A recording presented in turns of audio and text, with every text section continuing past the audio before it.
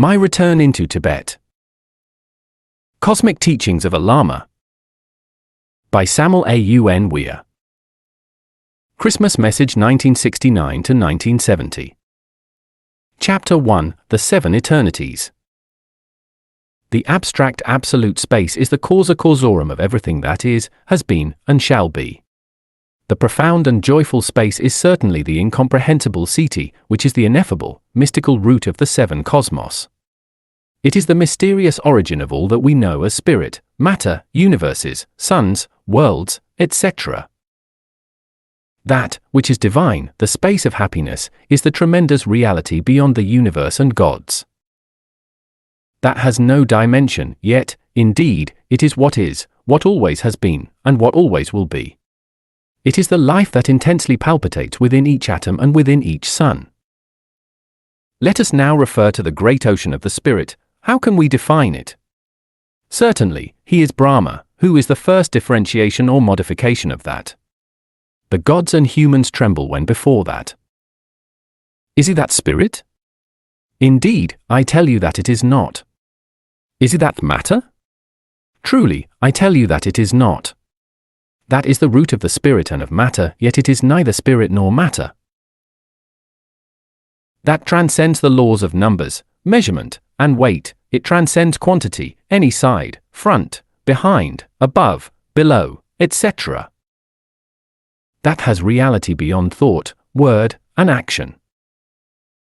That is not of time, and it is beyond silence and sound, even beyond the ears to perceive it.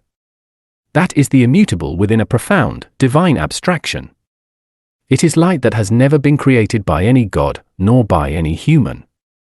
That is what has no name.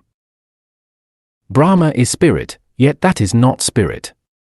The Absolute, the unmanifested one, is uncreated light.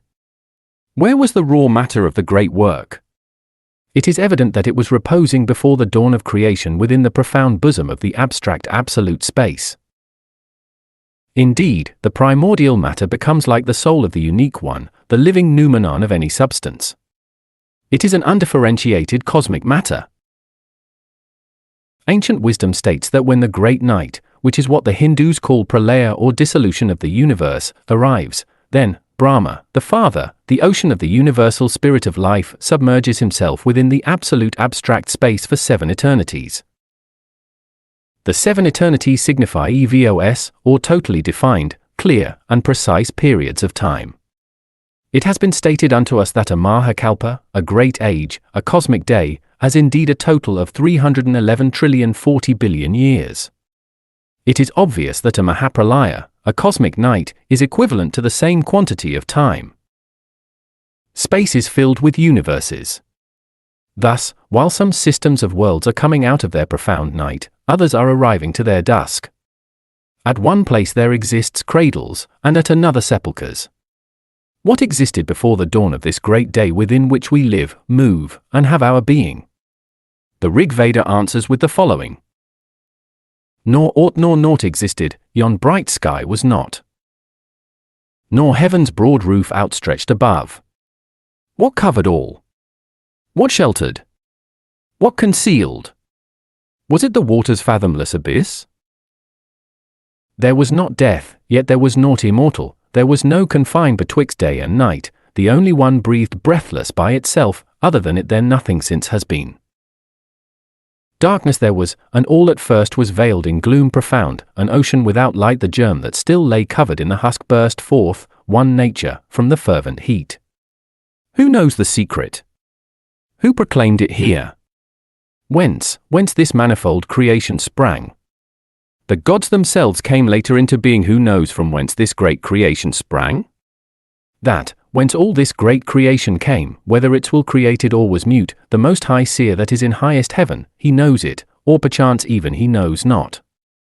Gazing into eternity. Ere the foundations of the earth were laid, thou wert. And when the subterranean flame shall burst its prison and devour the frame, thou shalt be still as thou wert before, and knew no change, when time shall be no more. Oh! Endless thought, divine eternity. Chapter 2: People from Other Planets. We, wretched and miserable slugs from the mud of the earth, are perhaps so stubborn that we still need to investigate a little bit more about the possibility of extraterrestrial visitors. All of the data that we already have, is it perhaps not enough? Are we, for our own disgrace, so dull, slow-witted, and torpid that we do not comprehend that since ancient times we have always been visited by people from other planets? So, why do they elude us? Why do they run away from us? Why do they not appear at daylight? Would we, perhaps, not do the same thing if we were to come face to face with a tribe of cannibals? People from other planets know very well that we are not meek sheep. Therefore, instead of falling into our fratricidal feline claws, they prefer to furtively disappear into the starry heaven. What would the great leaders of the earth do with these type of cosmic ships? This is not difficult to guess. How frightful those UFOs would be if they were equipped with atomic bombs. So, to be sent to jail without any motive, without any reason, or to become a guinea pig inside of any laboratory so that others can experiment with you, so that others can extract your glands and inject distinct substances with the purpose of knowing reactions, certainly is not pleasant, whatsoever. Is this not so? It is obvious that the extraterrestrial visitors do not want to take such a risk, therefore they prefer to elude or avoid us. This does not signify that the people from other planets cannot defend themselves. It is clear, it is evident, that if they already conquered space, they might also be in possession of formidable weapons. Nonetheless, they are not assassins. It is better, by all means, to avoid conflicts. So, what is going on in regard to us? When are we going to be capable of reciprocating those visitations of our friends, the extraterrestrials? Certain romantic speculators from the 18th and 19th centuries thought up the possibility of traveling to the moon, propelling themselves with wings or by means of aerostatic globe systems. It is evident that such fantasies disappeared from the intellectual environment when the limits of our planetary atmosphere was discovered. The scientific procedures of defined spatial traveling were revived with the marvelous works of Konstantin Eduardovich Tsiolkovsky, within which the cosmic ships are mentioned. In the year 1920, such a sighted sage predicted that in a not too far away future, short radio waves will penetrate within our atmosphere and will become the main method for stellar communications. This prophecy is now being accomplished. Unfortunately, modern scientists still are not capable of interpreting the cosmic messages. Tsiolkovsky believed that at least on one planet situated in any given place, the human beings would have already reached a technology that would allow them to overcome the law of gravity, thus being able to colonize the universe. Obviously, regarding this matter, we, the Gnostics, go much further beyond. We know very well by means of direct mystical experience that any inoffensive humanity from the infinite cosmic space can give themselves the luxury of traveling to other inhabited planets. In this modern day and age, the possibility of voyages between solar systems are even fantastic. Rockets propelled with atomic energy and guided by means of the pressure of light are spoken of. Presently, very beautiful spatial theories exist. Thus, Russia and the United States of America equally struggle in an arduous manner for the conquest of space. Lamentably, it becomes evident that in order to arrive at any star similar to the sun that shines upon us, within the period of time of a human lifespan, it is necessary to first break the barrier of the speed of light. The three-dimensional world exists within the barrier of the speed of light. Therefore, to break this barrier, to indeed transcend it, as a fact, is equivalent to penetrating within the fourth dimension. The fourth dimension is time in itself. Therefore, the supreme conquest of starry space is not possible if time has not previously been conquered. We emphatically affirm without any doubt that as long as we remain enclosed within this three-dimensional mold of life, which is determined by the speed of light, the conquest of time is impossible. It is evident that within the fourth dimension, we can travel throughout time, we can submerge ourselves within a remote past or project ourselves to a distant future. Let us remember that time is circular. Imagine a cosmic ship having a velocity more than the speed of light taking off from our afflicted planet and going towards some mysterious resplendent sun, situated at a given point, to an incommensurable distance of 137 light-years. It is evident and clear that if this ship returned to this Valley of Tears, always maintaining the same speed during the whole trip, its crew would experience tremendous confusion when finding our planet Earth very well advanced by 270 years in time. Nevertheless, which cosmic rocket is indeed capable of traveling with a velocity of more than the speed of light? If indeed the famous rockets traverse to the Moon with a lot of difficulty, and perhaps eventually to Mars, certainly it is evident that the conquest of infinite space with such a system is completely ludicrous. Purcell, an eminent man of science, seriously analyzed the indispensable quantity of energy needed in order to perform an hypothetical round-trip sidereal voyage towards any shiny star situated some 12 light-years away.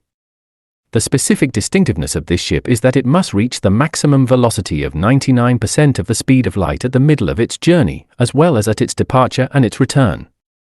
Our readers must not forget that light travels at the extraordinary speed of 300,000 km per second, editor, 186,282.397 miles per second.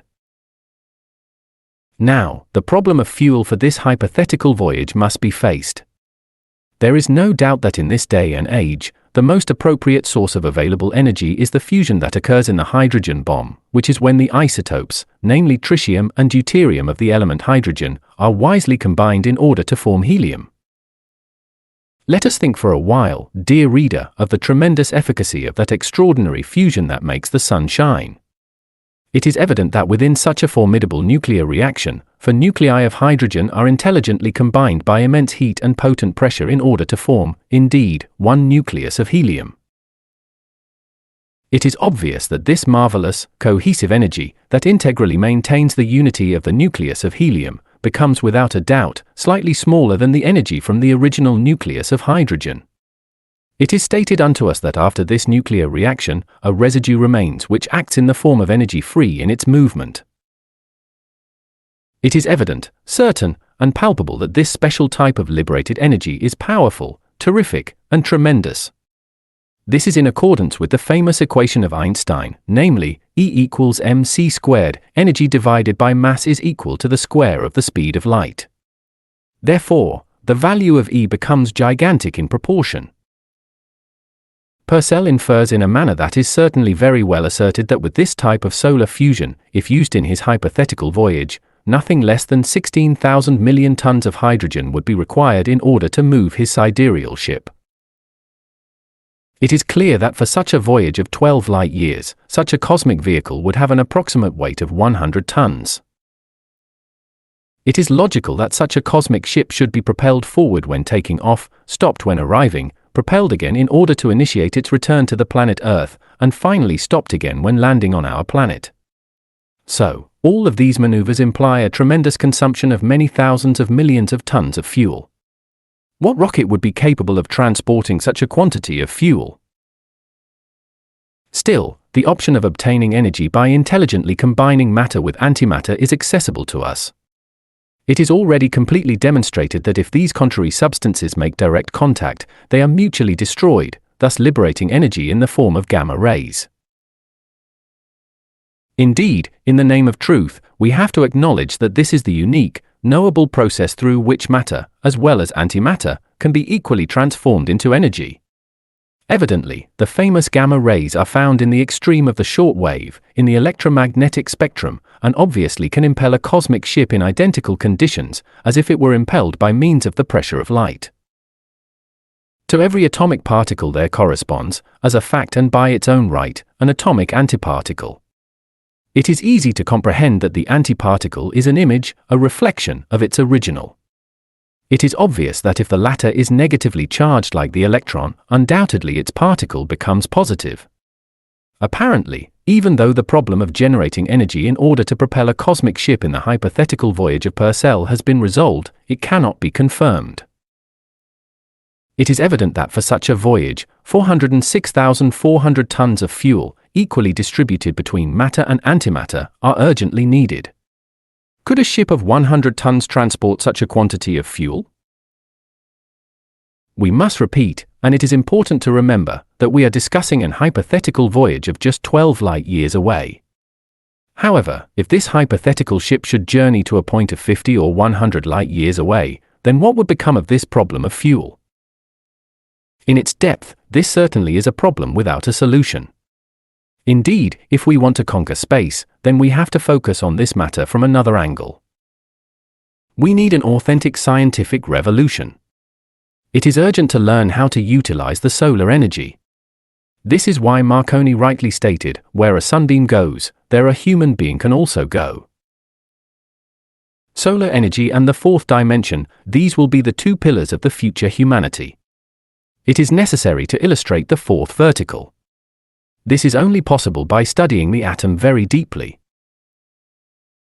Therefore, when the fourth coordinate is outlined, then a new type of tetradimensional geometry will be elaborated.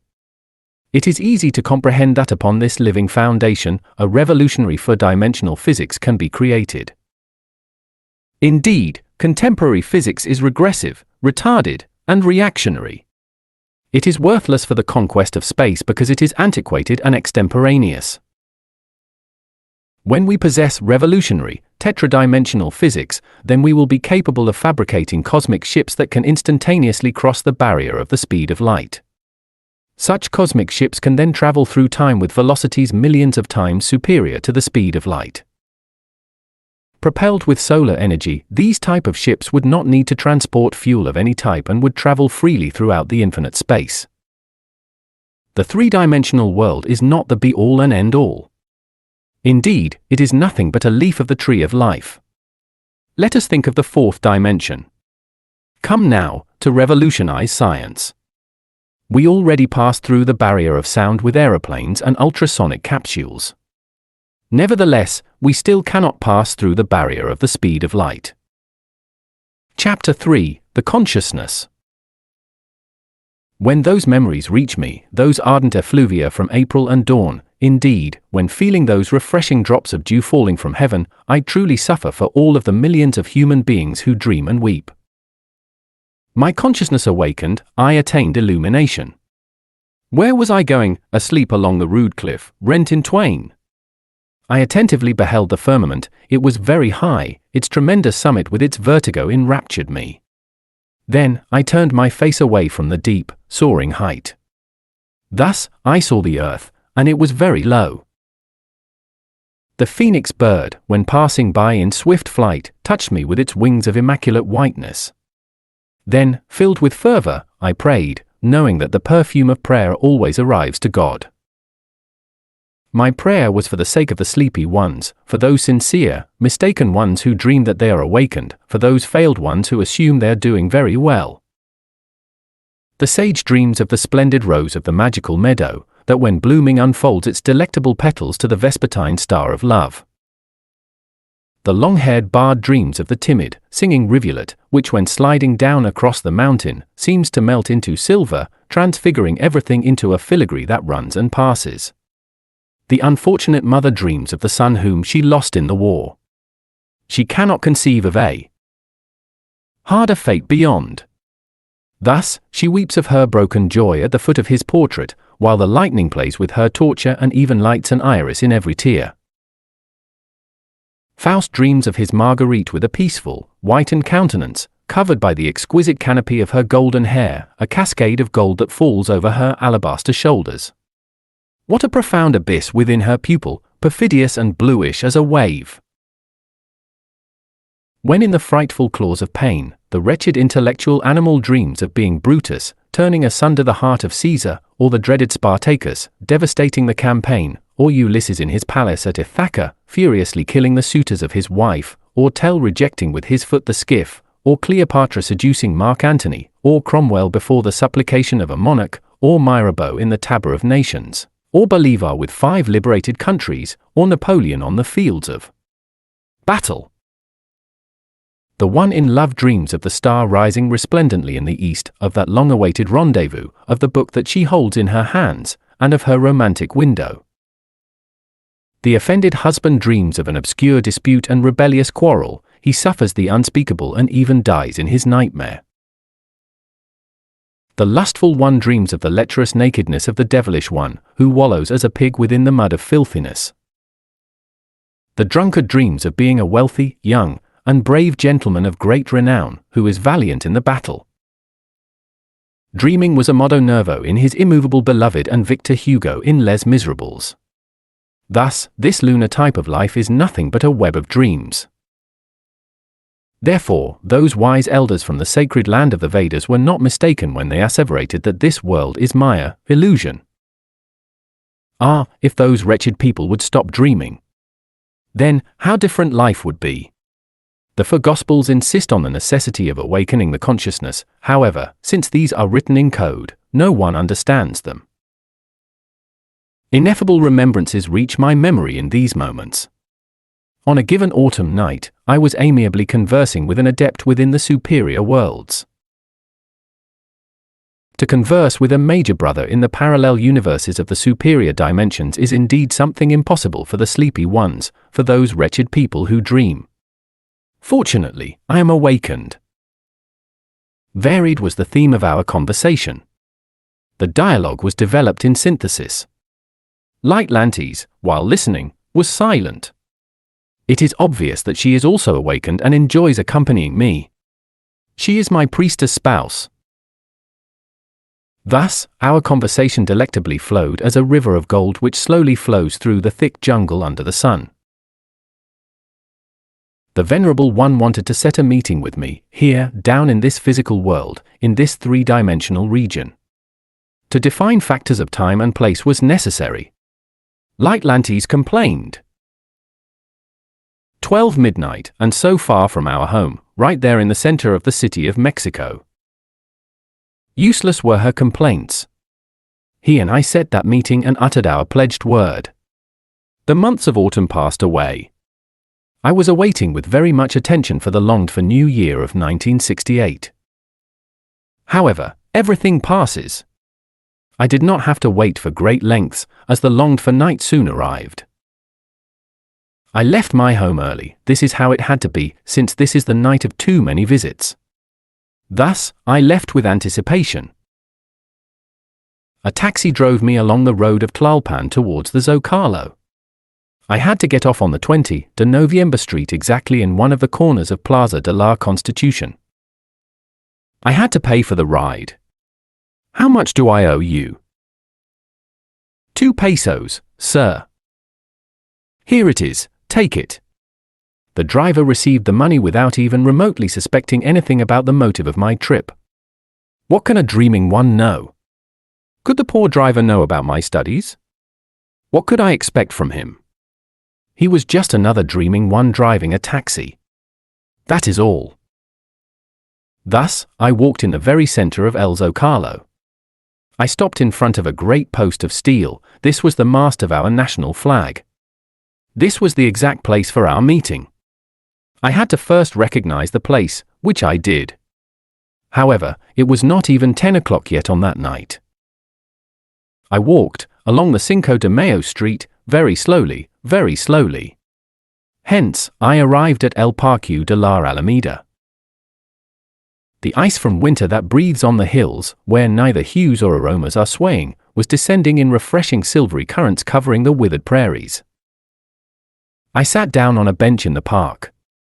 The cold of that winter night was certainly tremendous.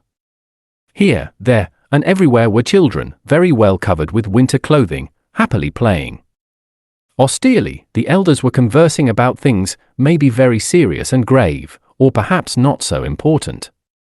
The people in love, with Luciferian looks of fire, were smiling.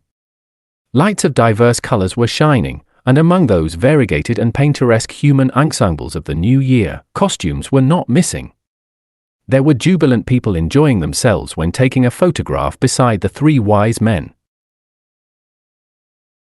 Smoke bursting forth out of the mountain, obscure nostalgia, strange passions, insatiable thirst, immortal tedium, tender and subconscious longing, undefined and infinite yearnings for the impossible is what humanity experiences in those moments. Many times, walking close to the crystalline fountains, next to the pines, I contemplated beautiful things, globes of various colors, symbolic representations of the old and new year, chariots pulled by the goats of Capricorn, etc., etc., etc. Time and time again I slowly walked along the Cinco de Mayo Avenue. I approached, on many occasions, the mast of our national flag in the bustling center of Plaza de la Constitution. I looked with anxiety around the glorious place. I was relatively alone, and the breaking point for me was that the colorful national pavilion of our country, Mexico, namely, the eagle of the spirit, the sacred serpent, and the nopal, cactus, of willpower, was not illuminated. Obscure Alexanders and Spartacuses. How far you are from comprehending the whole of this, since, in the bloody labors of war, scattered with laurels and disgrace, you were only idols of clay who fell on the ground and were turned into bits and pieces.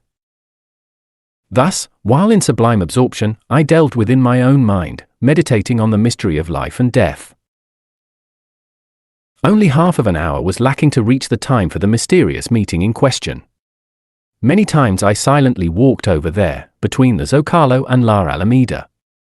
Suddenly, looking at the clock, I profoundly sighed while saying with a voice that overwhelmed my own self, "Finally, the hour is near." It was necessary to speed my footsteps a little in order to return once again to the place of the longed-for meeting. The bells of the old Metropolitan Cathedral resounded at 15 minutes to 12 midnight, when I anxiously stopped in front of the national flag's mast. Then, I looked around me, inquiring, searching for any sign that could show me the presence of the Master. Innumerable questions were invading me. Was this guru incapable of accomplishing our meeting? Maybe this adept did not bring the memory of that commitment to his physical brain? Finally, O God of mine! 12 strokes of the bell announced the new year, and resounded on the towers of the temple. I then started to feel disappointed when something unusual happened. I saw 3 people in front of me. They were a foreign family, maybe North American or British. I did not know. The gentleman advanced alone towards me. I attentively observed him. Yes, I know those features, that majestic countenance. He is the Master. He congratulated me, hugged me, and wished for me a complete success for the year 1968. Suddenly, he withdrew. Nonetheless, I noticed in him something strange. He came to me as a somnambulist, unconscious, as if he was impelled by a force superior to him. This overwhelmed me and made me a little sad. Could it be that the consciousness of that Master is awakened within the superior worlds, yet asleep in the physical world? Indeed, this is something strange, enigmatic, and profound. After the encounter with the Master, I did not feel disappointed anymore. I felt joy within my heart. Happily, I advanced towards the atrium of that old cathedral. Yes, I waited, but soon my son Osiris came for me. He came driving his little fire-colored car. He stopped for a while in order to take me and drive me back home. Did the Master accomplish the meeting with you? This was my son's first question, and since my answer was in the affirmative, he clearly was very joyful. Thus, he kept silent. It is useful to remark that after that event, I had a new interview with the Master within the superior worlds. I thanked him for accomplishing that meeting and I congratulated him. Very happy that Guru felt satisfied for having had conducted his human personality to the place previously planned. It is obvious that the Master in himself is what the Hindus name Atman, the divine spirit, who is in fusion with his spiritual soul, Buddhi. The human soul, superior manas, clothed with his terrestrial personality, is what in the mysterious East is wisely denominated Bodhisattva. It is easy to comprehend that the man who came to me was the Bodhisattva of the Master. However, he, the Bodhisattva, came to me asleep. What pain! He was a fallen Bodhisattva?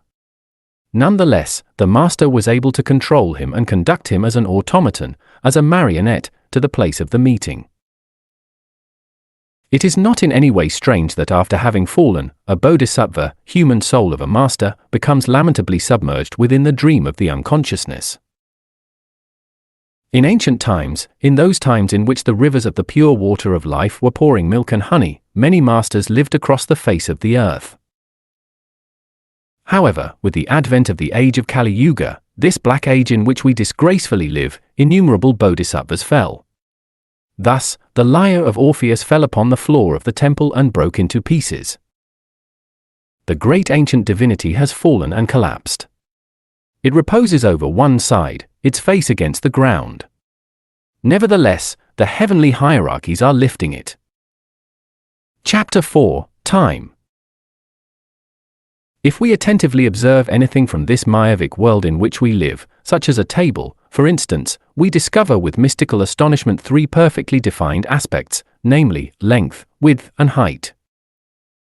However, it is evident that in the table used in our example, a specific and totally defined fourth factor exists. I am referring to the concept of time. How much time has passed since that gleaming table was created by the humble carpenter? Only minutes? Maybe hours? Months? Years? Length, width, and height are, without any possible doubt, even if these are of a Cartesian type, the three Euclidean aspects of this three-dimensional world within which, for good or for bad, we live. It is evident that it would be absurd to exclude the fourth factor from our postulations. Thus, considering time as the fourth dimension, it intrinsically contains two fundamental properties, namely, temporal and spatial. It is positive, authentic, and undeniable that the chronometric aspect of life is exclusively the unstable surface of the spatial depth. Many years before, prior to the time of the wise Einstein who surprised the world with his famous theory of relativity, any learned person conceived the factor of time as a straight line. However, in this day and age, any intellectual person accepts that such a factor is a curve.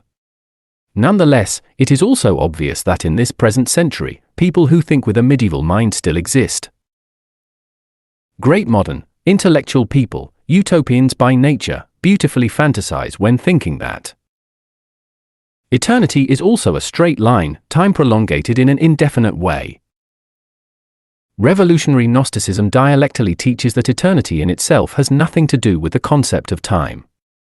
The international Gnostic movement emphatically affirms that a fifth dimension exists, known with the solemn name of eternity.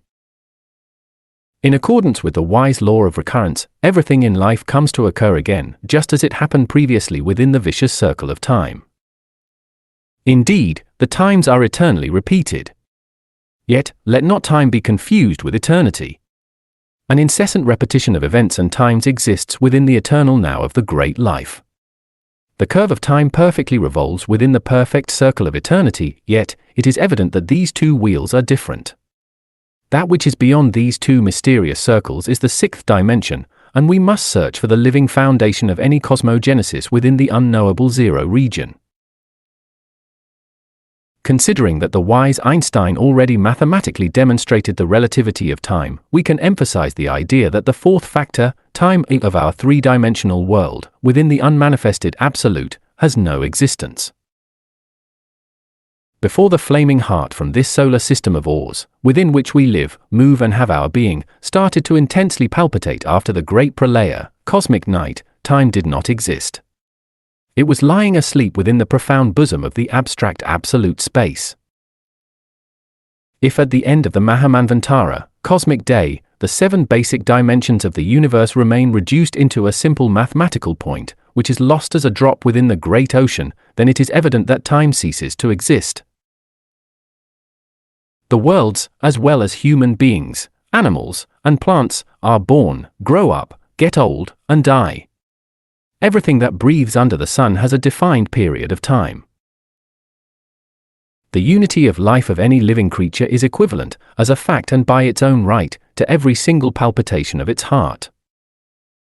Indeed, it has been wisely stated unto us that the whole starry heaven is a system of hearts that intensely palpitate. It is evident that each palpitation from the worlds is performed every 27,000 years. The complete life of any world, which sparkles and blazes within the profound bosom of the unalterable infinite, is equivalent to the complete amount of 2,700,000,000 palpitations from the cosmic heart. The humble insect that only lives for an evening in summer, lives, indeed, as much as any human being or any world, just in a very accelerated way.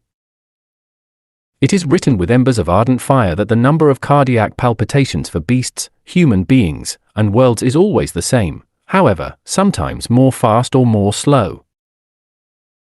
Time is extremely relative. Thus, through the stage show of the world, many actors who carry their own chronometer are passing by. Moreover, secret calculations and esoteric time also exist. This is known by any adept. Chapter 5. Darrell Frohman. The sober mathematical reasoning of Purcell that disqualified the system of cosmic rockets and the sidereal voyages to other solar universes certainly did not discourage everybody. On the contrary, and even if this seems incredible, it stimulated the disheveled, fantastic idea that possibly, on a not too far off date, the men of science would be able to propel the planet Earth at their own whim and take it out of its orbit in order to transport it to other parts of the galaxy. This dim-witted suggestion was pompously proposed by Darrell Frohman, technician ex-director of Los Alamos Scientific Laboratory in New Mexico. The fundamental energy in order to give concrete form to his monstrous and tenebrous project could be acquired by nuclear reactions of fusion, utilizing the water of the oceans as combustible material. It is obvious, evident, and noticeable that the maritime bestowal of deuterium, the heavy form of hydrogen, which for our disgrace is sinisterly utilized in the hydrogen bomb, is by all means something absolutely insufficient in order to impel the planet Earth to great distances. Nevertheless, in accordance with this already cited man of science, such an ominous problem could be resolved by utilizing the nuclear reaction that takes place within the Sun, namely, to combine four nuclei of hydrogen in order to form one nucleus of helium. This scientific process could permit the technical use of nuclei that indeed, without any doubt, are very abundant in all of the seas. Frohman insinuated that a quarter of this marvelous, combustible material could be used in order to escape from the potent solar gravity. The mentioned sage supposed that with another quarter of this combustible material, the all-knowing luminaries could aim this disgraceful and suffering world towards another solar system, and that with the other half of it we could have turbojet propulsion of an interstellar type, as well as light and heat during the trajectory. This scientific procedure suggested by Frohman in order to propel this Earth of bitterness could continue to function for 8,000 millions of years, time that is more than enough to abandon this solar system of ours and arrive to other solar systems situated some 1,300 light-years away. Frohman stated, "To some of us, the most comfortable and unimaginable spaceship would be the very planet Earth. Therefore, if its present position does not satisfy us, whether for this or that motive, then let us transport ourselves to another place with the whole of the Earth. In this way, we would not worry ourselves with the usual problems of space voyages. For instance, the problem of radiation would disappear thanks to the atmosphere, and also because we would travel at a slow speed. The tranquility and comfort of this way of traveling could be shown in the following projector slide." Some commentators stated that when he finished the former statement, he had the luxury of showing on a screen in front of that auditorium the pleasing scene of some girls playing golf in a very beautiful place. To play a game of golf? This does not appear evil. Nevertheless, to want to play with worlds, this, indeed, is a joke made in very bad taste. But what if the men of science made an immoderate blunder? What if for lack of precaution they altered the normal rotation of the terrestrial globe? Then what? What would be the outcome? Have you already forgotten about the Atlantean cataclysm? On that occasion, the verticality of the terrestrial axis provoked the submersion of that old continent. Darrell Frohman knows nothing about cosmic laws. It is obvious that regarding cosmic laws, he is completely ignorant. What could the people with three-dimensional psychology know about the Fohats and their laws? Do the Fohats have established, inviolable laws? Yes, this is indisputable. Yet, do you believe, perhaps, that people like Frohman would accept our enunciations in good faith? It is evident, certain, clear, and manifest that each world from the infinite space contains in itself its own Fohat, its own intelligent and conscious pivotal director. What does Frohman know about the 48 laws? Has he ever studied the 24, 12, or 6 ordinances? Darrell Frohman wants, in accordance with his own whim, to violate the cosmic laws of our planetary Fohat. Have you ever heard of anything more ludicrous? Millions and billions of worlds are produced in each Mahamanvantara, cosmic day. Each planetary unity has, as a fact and by its own right, its own omnipresent and omniscient, self-conscious Fohat. Indeed, to try to supplant the Fohat that is contained within the interior of our planetary organism is not a very easy task. Therefore, if the henchmen of Froman would, indeed, intend to crystallize such a monstrous project, then the only outcome would be a frightful planetary catastrophe. Chapter 6: The Sacred Order of Tibet. Pappus stated in his elemental treatise of occult science that the true initiates from the East are the ones who are initiated into the secret sanctuaries of Brahmanism. This is because they are the only ones capable of teaching to us the royal key of the Arcanum AZF, thanks to their knowledge of the primeval Atlantean language, Watan, which is the fundamental root of Sanskrit, Hebrew, and Chinese. The Sacred Order of very ancient Tibet is, indeed, the genuine depository of the royal treasury of Aryavata. Ancient archaic traditions, which are lost within the terrifying night of all ages, state that this venerated institution is formed by 201 members. Its major rank is formed by 72 Brahmins. It is written in the depths of time and with fiery characters that Bhagavanaklava is the great Maharishi, the secret regent of this mysterious order. By means of the Holy Eight, the sacred sign of infinity, any Chela, neophyte, can put himself in contact with this secret organization, with the condition of having upright behavior. The Holy Eight horizontally traced is without a doubt a living clepsydra. If the extraordinary formation of this marvelous sign is intimately considered, it then shows, by all means, the continuity of a single trace. The first stroke encloses a double circuit, while the second stroke only encloses one circuit, which deviates itself in the other circuit after having crossed the sign in the very point of its central crossing, in order to be projected towards the outside. One circuit is closing and the other is opening. Therefore, this key is what is required in order to open all doors and cut all the currents formed by the atomic energy, from the one current which we have imagined and deposited within the depth of our consciousness, until the one which is the originator of all currents and that circulates in the same form, Holy Eight, within the vital center of the ninth sphere. Now then, to evade the usual risks of every astral experience and to attain an inner, conscious, and fast astral projection through these methods, is, among others, more than enough cause for the Sacred Order of Tibet to emphasize its motto: nothing can resist our power. In accordance with the former description, the following exercise is advisable. 1. Enter into mental quietude and silence. 2. Vividly imagine the Holy Eight. 3. Profoundly meditate on the Sacred Order of Tibet. 4. That sign joins or separates all the rigid elements by the atomic energy, if this sign is traced over the surface of our cardiac plexus with the thumb, middle and index fingers of our right hand. You must love the Holy Eight, venerate it, and concentrate deeply upon it. Thus, such a number becomes a clear emblem of the philosophical Mercury, the true incarnation of Hermes, with which the initiate must work within the magisterium of fire. Meditate on the sacred sign of infinity, the perfect representation of the living nexus, which wisely links the two worlds, divine and material, that respectively emanate from the waters above and from the waters below, from that space which is produced in the second phase of creation. In the end, these are united as a vehicle, a channel, and a way of expression of one into the other, within the central, interior focus of the individual consciousness. Concentrate profoundly on this holy symbol, this ineffable eight, the double current of fire and water that is wisely intercrossed in the ninth sphere, within the living bowels of the earth.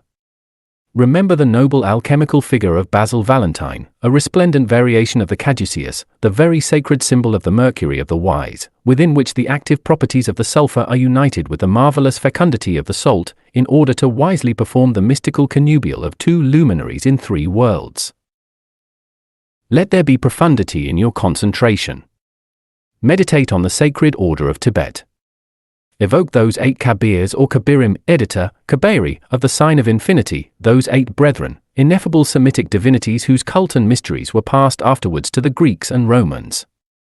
Their special center was found in Samothrace. These holy gods were considered to be children of Hephaestus or Vulcan and the beautiful daughter of Proteus. Thus, they appear as being born from the sacred fire that is developed and unfolded within the interior of the earth.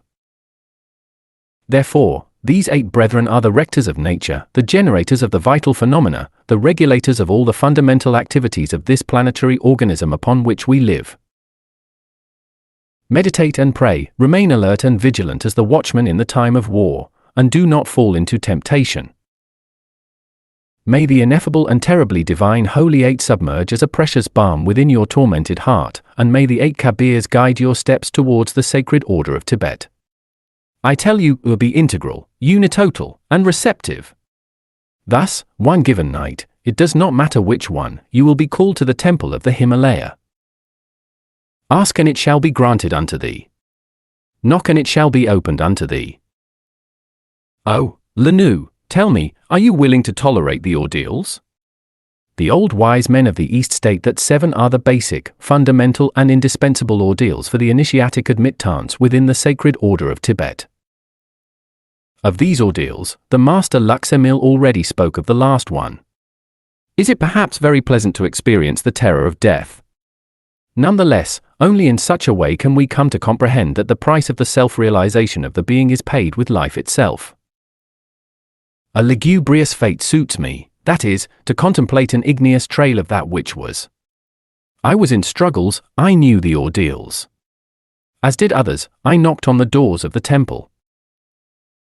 The seducing beauty of the Oriental temple laid a flash of life into my suffering soul, like the lightning that, as coloring, paints into the weeping cloud the enrapturing rainbow.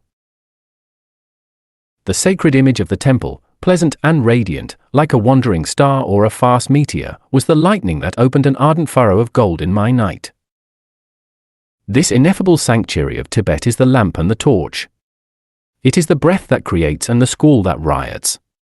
It is the calm of the spirit who recreates and the storm that lashes. Fathomless mystery, sweet and powerful harmony, severe and grave, God grant me the ability to have thee as a funeral lyric, a bloody honor, a flower of the abyss, grief, and glory of death. Across this black river of profane existence, beyond the terrible boisterous sounds of its waves, the austere and grave truth gleams as the silence of the stars. So, I was submitted to unutterable ordeals, inside, in the ancestral patio of the temple behind those sacred walls. How many remembrances! Let the evening fold its golden wing into the void. Let those esoteric reminiscences come into my mind for the good of my readers. Let the stars twinkle. Let those nocturnal birds tell me many things in secret.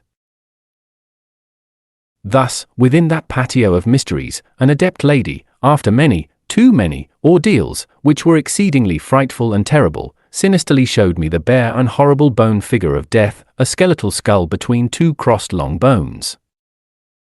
Allow me to live a little more. I am working for the sake of this suffering humanity. I will pay everything I owe by sacrificing myself for the great orphan. Have mercy on me. If thou wouldst have been prepared, thou wouldst have died before this figure. This was the answer. Then, a terrifying silence pervaded. I, vile slug from the mud of the earth, standing abreast of one of these solemn, unconquered columns of that sanctuary. Woe is me! Woe! Woe! Tremendous memories come into my mind. I was inside, within the sacred order of Tibet. However, this was nothing new for me. I remembered that in other times, I had been there, inside that same place, and standing abreast of the same venerated column. On that patio, around the sacred table, a group of Niminikayas were seated. Those ineffable beings were distilling happiness. Oh God!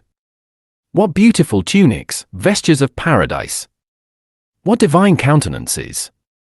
It is obvious that among them some Sambhogakayas were not missing, who, as it is known, have 3 more perfections than the Niminikayas. Lords, allow me to speak some words. The reminiscence from other times are coming now into my memory. Long ago, many centuries before, I was standing here, in this very same place and abreast of this same column. A venerable elder answered me, if thou wouldst not have been here before, thou wouldst not have knocked again on the doors of this temple. Then, while withdrawing myself from that column, I advanced some steps, in order to reverently prostrate myself in front of the table of those saints. The elder who had taken the floor in the name of all those elected ones stood up in order to pronounce against me some just recriminations. What a majestic countenance! He looked like a living Christ. Many cosmic days and cosmic nights were reflected within his eyes. His sacred beard was a living representation of the universal word of life, and his immaculate hair falling upon his ineffable shoulders reminded me of the Ancient of Days of the Hebraic Kabbalah. He spoke and said terrible things. He mentioned a woman whom I had known after the submersion of the old Atlantean continent. Do you remember such a lady? Yes, I do, Venerable Master, I do remember her. It is evident that in those ancient times I had failed because of her. Do you remember this other lady? Yes, I do, Venerable Master, I do remember her. Then, the living remembrance of a Tibetan queen came into my mind.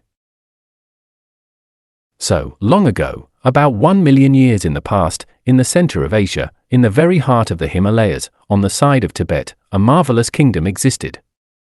The inhabitants of that ancient country were the outcome of an Aryan-Atlantean mixture. Every esotericist knows very well that the first sub-race from our present fifth root race flourished in the center of Asia. I lived in that old country and knew its sighted queen, that lady whom the master was reminding me of in a recriminating way. She came to me when I was a priest from the sacred order of Tibet. The unhappy one was suffering. Thus, she told me her tragedies. The monarch, her husband, was in love with another woman, and it is obvious that the disgraced queen had fallen into desperation. I wanted to help her, I did what I could for her, however, I committed many errors. To assault the privacy of the mind is a crime, thus to deny my own errors would be an absurdity. I used my psychic powers in an evidently negative way, and I even committed the error of receiving some money in payment for it. So, the royal treasury paid me a sum of money on account of the expenses of the queen. Her husband abandoned his concubine. Thus, king and queen were reconciled for the good of the country. Apparently, I did a good deed, however, let us remember the words of Master Moria. Crime is also hidden within the rhyme of poetry. It is clearly comprehensible, by all means, that I fell into absurdity, that I committed stupidities. Thus, for such cause, in spite of being a twice-born, I was severely punished. So, the elder was there, reminding me of all these things. It is clear that my moral pain was exceedingly frightful. Didst thou become enrolled in the order of the Jaratera? Yes, I did, Venerable Master, I was enrolled in it. That was my answer. How could I deny it? The sight of him, most sacred elder, was trespassing my heart. It was impossible to hide myself in front of that divinity. Afterwards, I remembered that ancient personality that I had in ancient Rome. At that time, the mission to establish a strong scenario for the fourth subrace from this fifth root race was entrusted to me.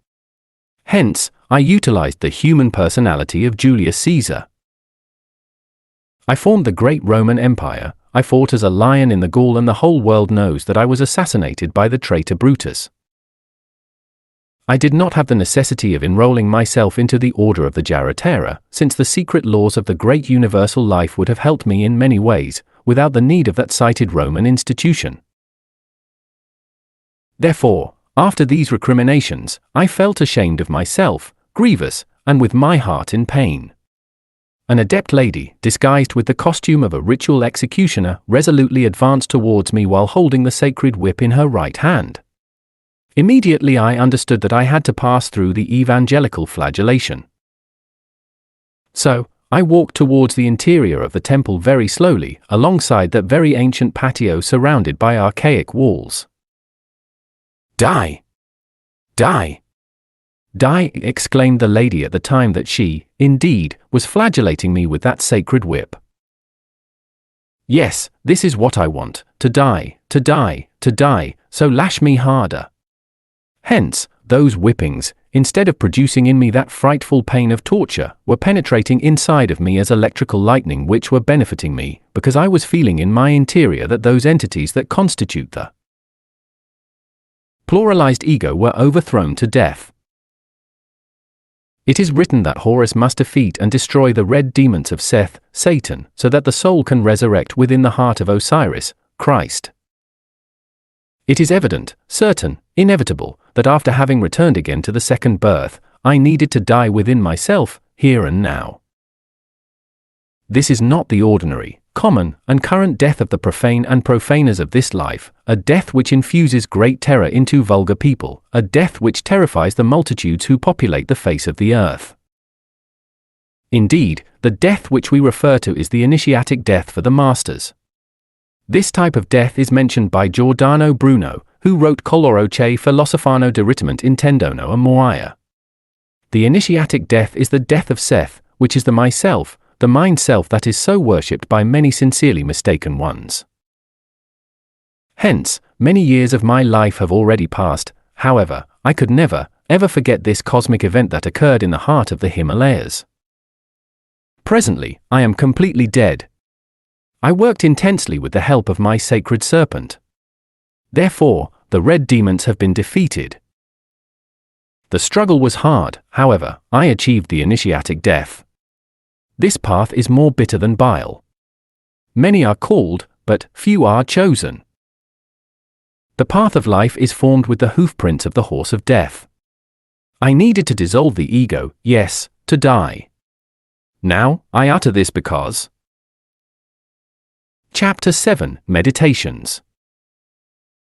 In this world of cosmic manifestation, there is no higher glory than that of becoming one of those crucibles within the created light of the universe, within which the whole enchantment of the soul is condensed as the fire of the ether within the suns. It is not true that Brahma, the universal spirit of life, is within himself devoid of that splendid unity. Who cares if the sublime Prometheus, under the terrible flashing that his forehead attracts, bites the mud of the earth in the struggle, if in the end, like Antheus, he always rises heroically after he falls? To battle, to fight, to suffer, and to liberate oneself in the end, to lose oneself as a diamantine drop within the ocean of the uncreated light, is, indeed, the highest longing. The gods emerge from the abyss by means of fire and are lost within the absolute. Many things come into my memory in these instants in which I write these lines. On one given night, while in profound, internal meditation, I abandoned this illusory world of Maya. Thus, liberated from the shackles of this bitter existence, I submerged myself into samadhi within the world of the spirit.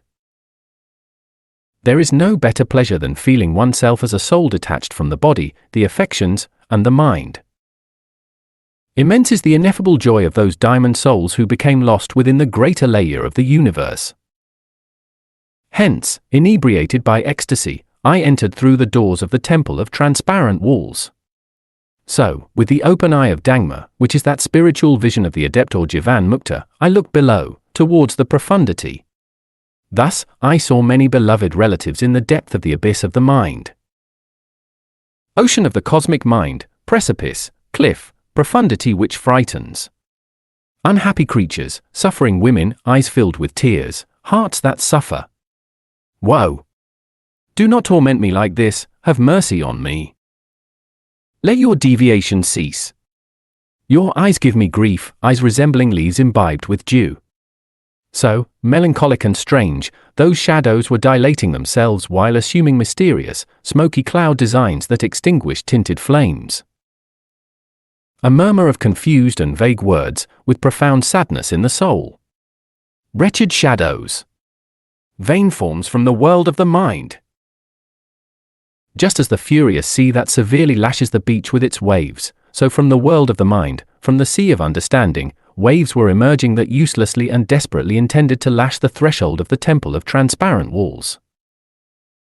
Lightlantes, the adept lady, exclaimed with indignation, "Those women are too bothersome, they are trying to reach up here." Thus, she unsheathed her flaming sword.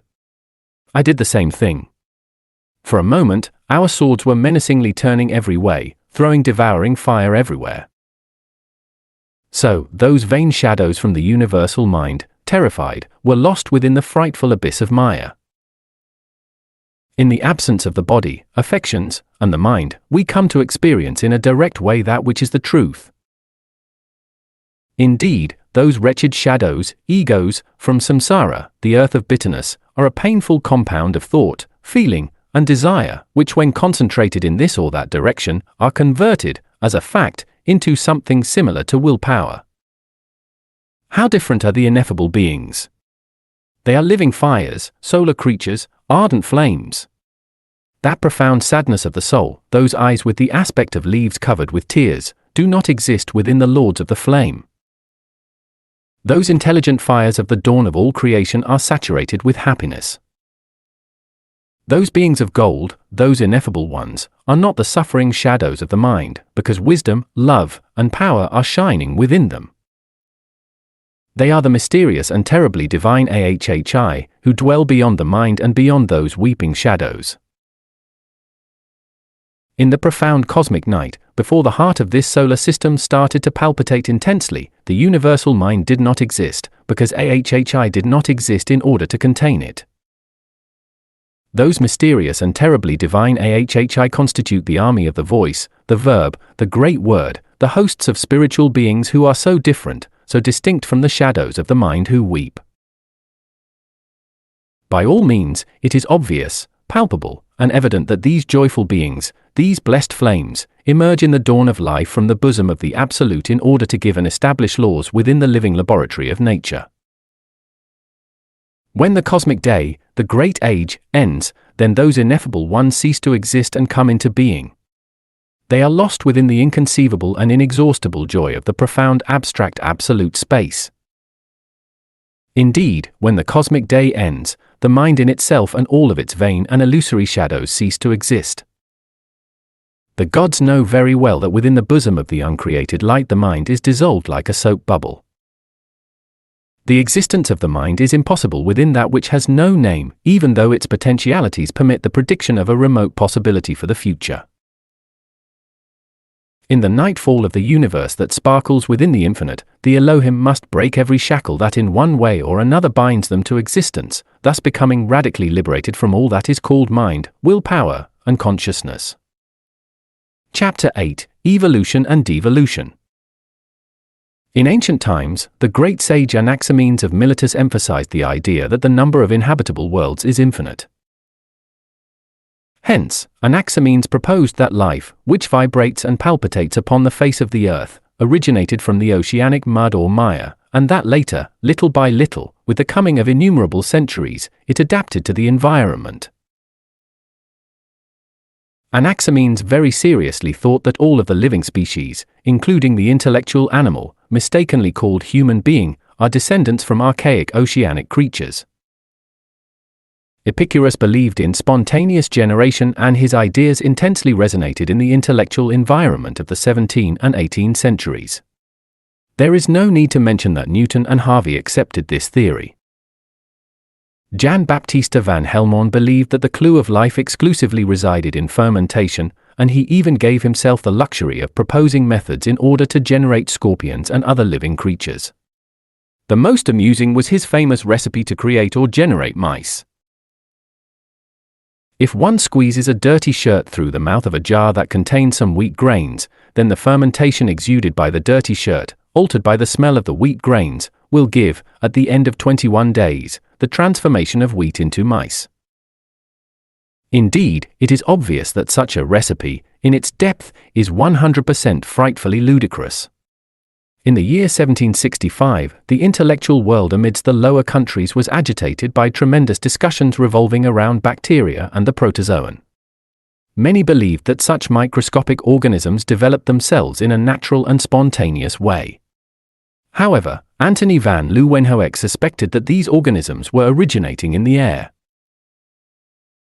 Meanwhile, Georges Louis Leclerc de Buffon, the very famous French naturalist, to whom we owe the much-discussed theory of the collision between the Sun and a comet, with which many have attempted to explain the origin of the solar system of ours where all of us live, gave a skillful, scientific explanation related with the disquieting theme of spontaneous generation.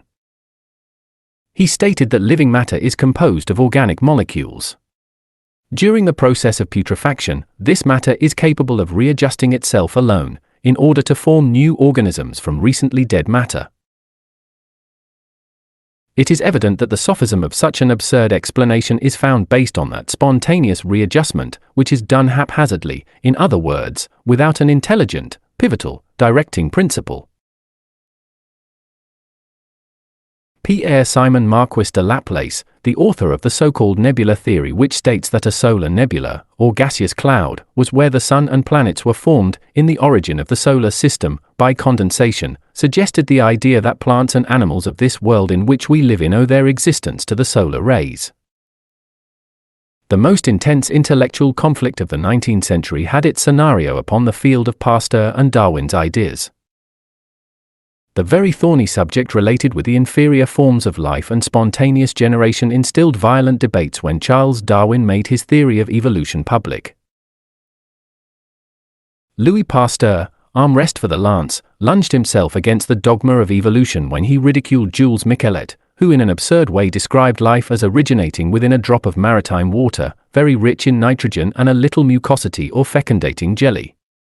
He stated that possibly, at the end of 10,000 years, it would have evolved to the dignity of an insect, and afterwards, during the period of 100,000 of years, to that of an ape and a human being.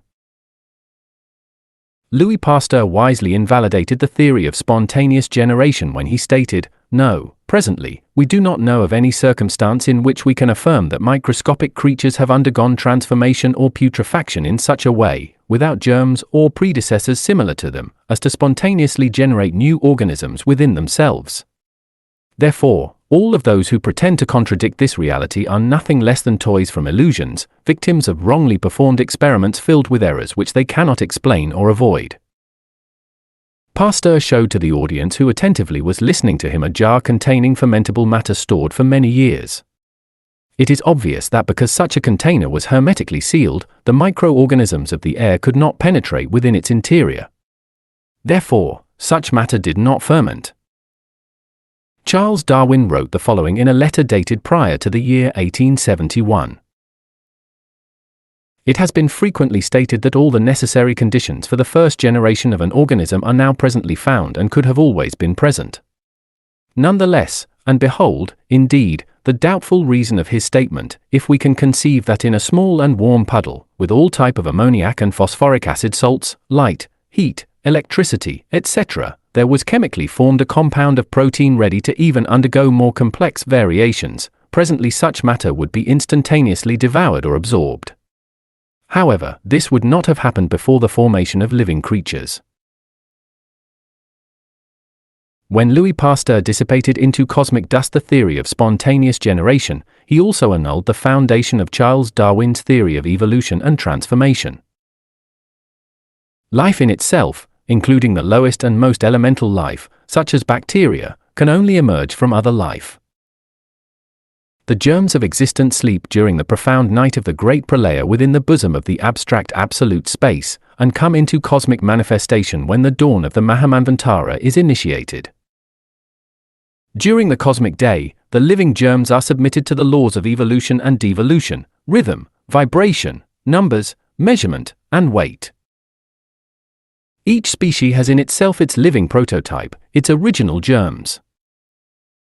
The living germs of the universal life, intelligently suspended in the vital atmosphere of the world in which we live, can be classified. It is obvious, palpable, and evident that the surrounding environmental medium in each planet of the unalterable infinite is submitted to various modifications. It is evident that each specific germinal species demands for its manifestation clear and precise vital conditions. Any germinal elemental specimen can and must evolve and develop during its cycle of particular activity. It is indubitable and even axiomatic that when the cycle of activity of any model or germinal type is finished, then it devolves and returns towards its original and primeval state.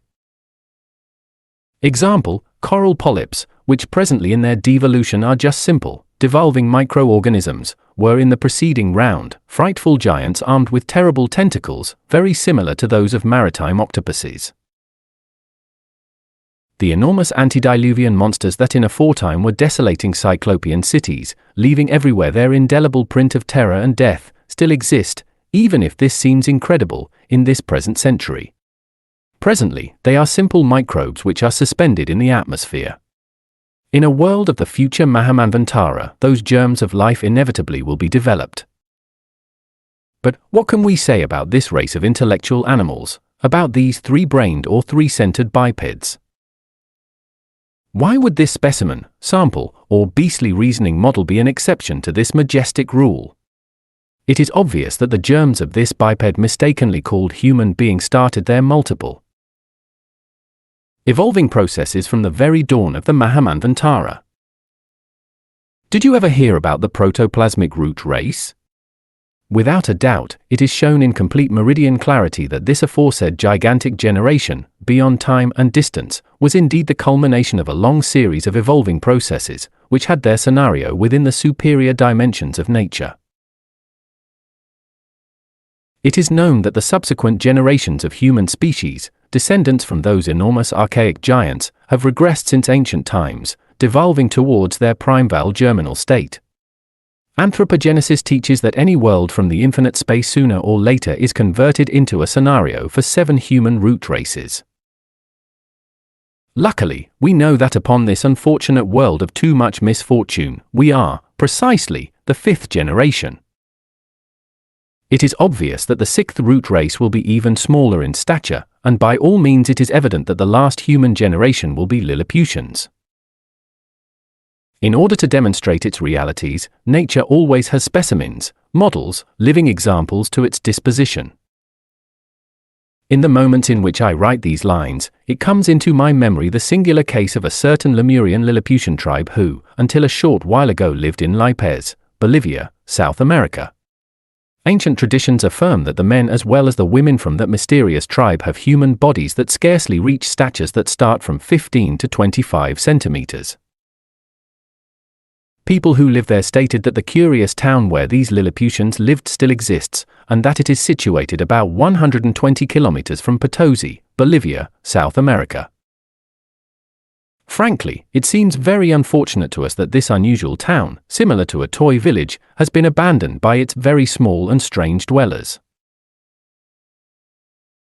It would not be difficult to guess that such an unusual tribe penetrated into the 4th dimension, in order to transport themselves into another place, less visible to the profane sight of curious people.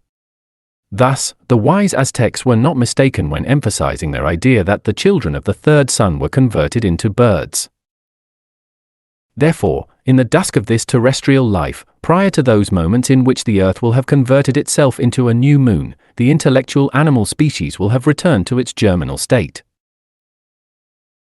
It is obvious that after the death of this physical world, the human germs will continue devolving within the superior dimensions of nature, until returning to their elemental, atomic, original state. It is written with characters of fire within the great book of life, that at the end of the great cosmic day, every vital germ must profoundly sleep within the chaos for 7 eternities. Verily, verily, I say unto you that only the music, the word, the logos, can awake the vital germs in the dawn of any Mahamanvantara for a new cycle of activity. Oramus. Chapter 9, Egyptian Mummies. O, Keb! Genie of the earth! Powerful lord of the world, sublime protector of the venerable mummies in the sunny country of Kem. Hail! What are my ears listening to? Oh, gods from Amenra! Still, within the profound depth of all ages, the ineffable word of Hermes Trismegistus, the thrice great god Ibis of Thoth, is resounding. A lethargy of eternity weighs upon the very ancient mysteries of the Sphinx of the desert, and the souls of Amenti yearn for a new Neptunian Amention manifestation. An Egyptian reincarnation comes into my memory in these moments. Indeed, I was born and lived in Egypt during the dynasty of the pharaoh Khephren. Even if my words do seem enigmatic and strange, indeed, I tell you that my physical body did not die. Nonetheless, it went into the sepulchre. Catalepsy? Yes. Of what type? This is impossible to explain to you, because you will not understand it now. Ah. But my case, certainly, was not an exception. Many other hierophants went into the sepulchre in a cataleptic state. These very special type of mummies continue to live, and without any nourishment. However, they are with all of their natural faculties in suspension. This is something that in no way should surprise us. Remember the toads during winter, buried within the mud.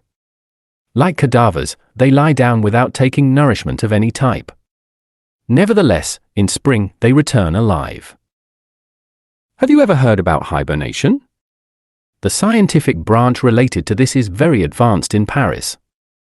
A doctor friend of mine informed me that this type of science is also going to be established in Mexico.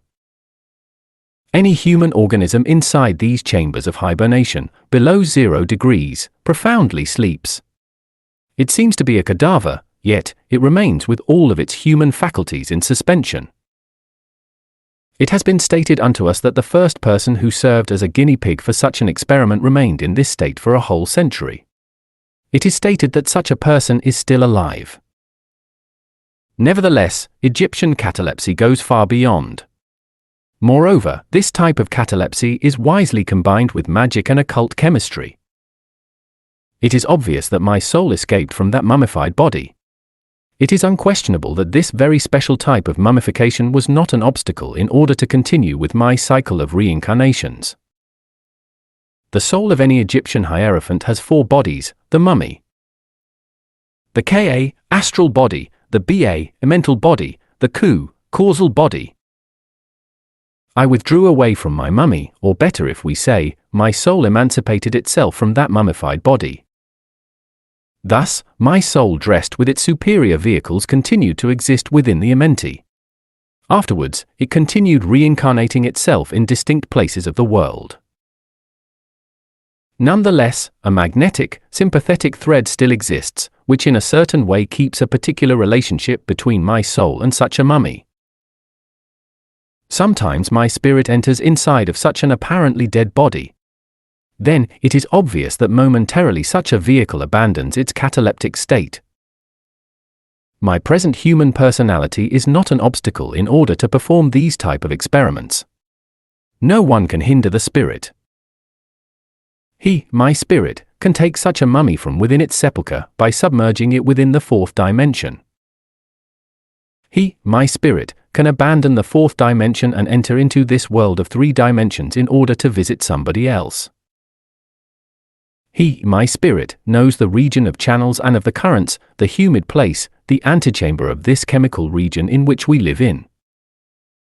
He knows how to open the door of Keb, which gives access to the region of the air.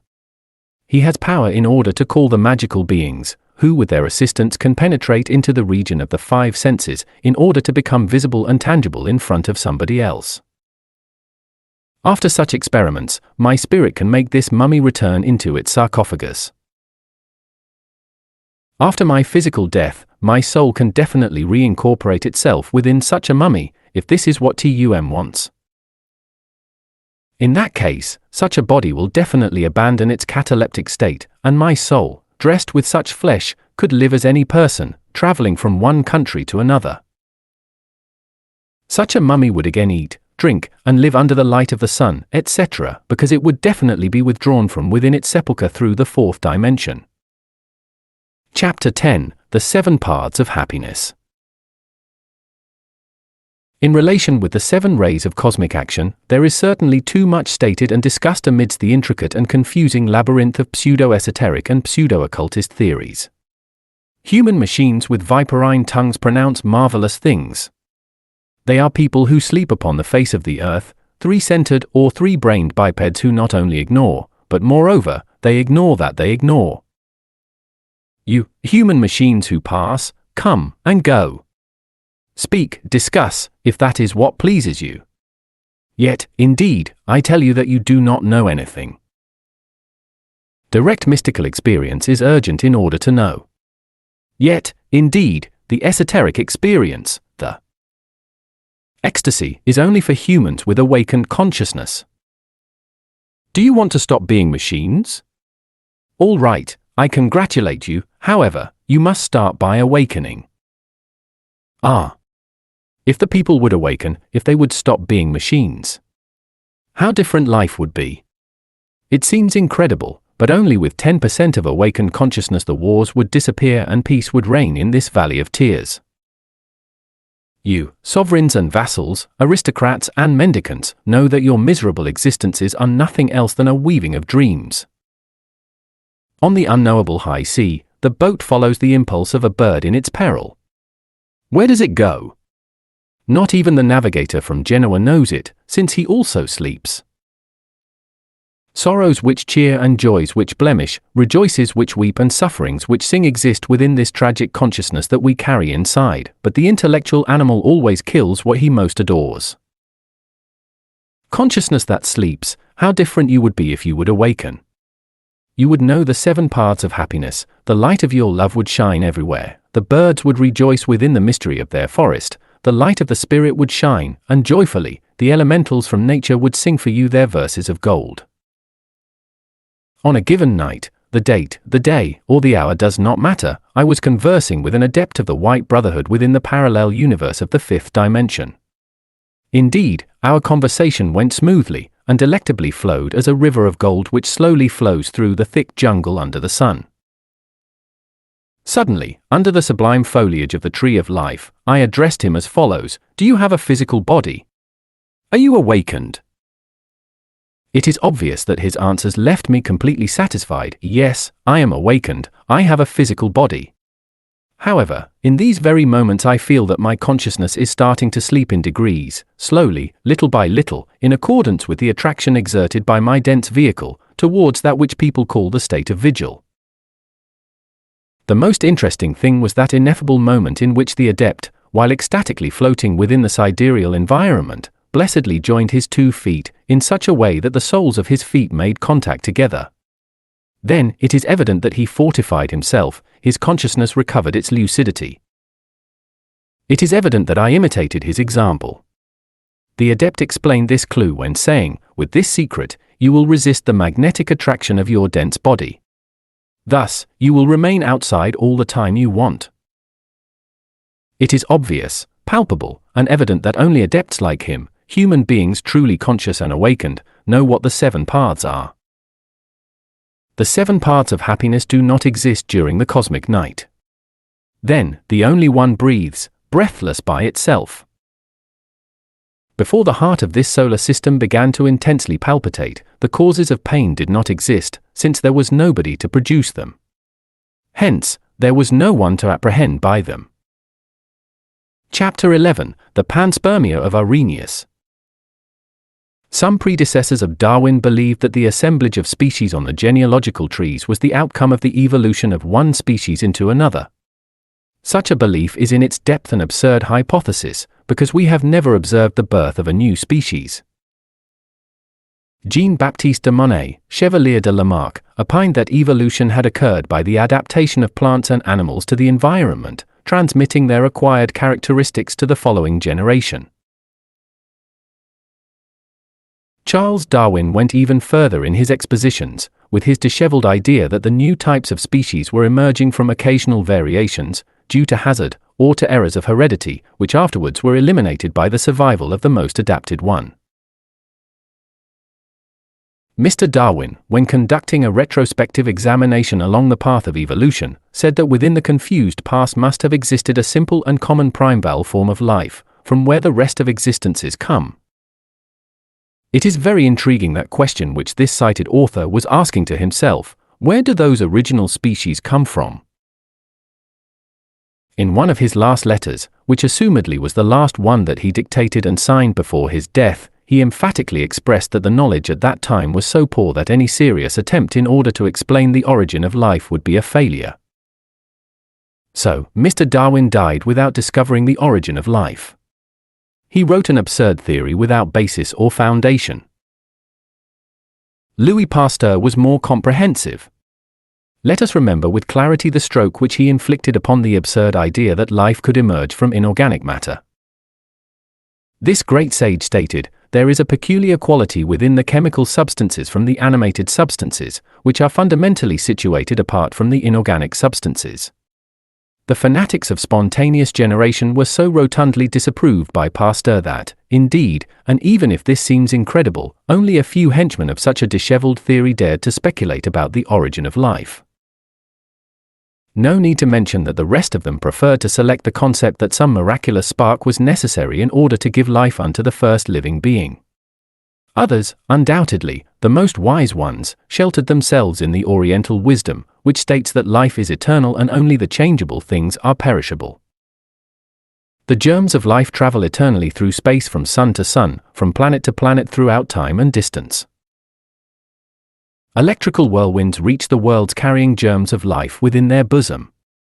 The difficulty which the panspermia theory of Arrhenius offered was that the microorganisms or spores of bacteria, which survived the ebullition within the Fauché vessels, would possibly be killed by the solar ultraviolet rays, a little while after having rapidly passed through the atmospheric terrestrial protective cap.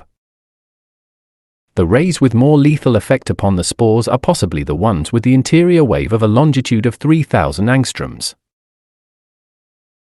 In accordance with posterior calculations performed by Carl Sagan, in the famous University of Berkeley, California, these spores could not have survived, not even during the trajectory from Earth to Mars, or vice versa.